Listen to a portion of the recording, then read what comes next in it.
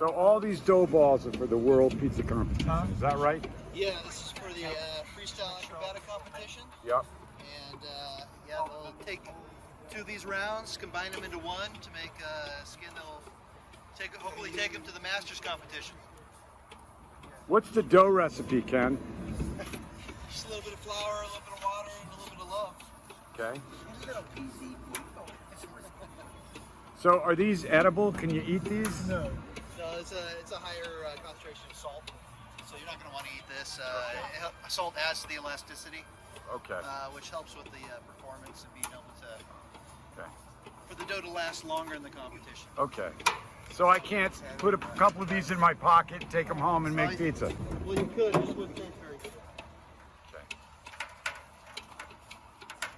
Probably wouldn't rise very well. There'd be a lot of problems with it. Is there any yeast in this? Not in this recipe. So a little flour, a little salt, a little water, and then you got it going. That's right. How many are you making? So we have to prepare for up to 30 competitors. That's 10 rounds per.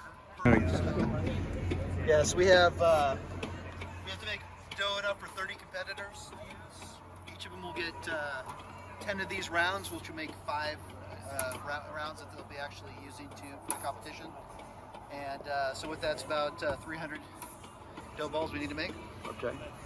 All right. Good luck, guys. Thanks. We'll see you at the competition.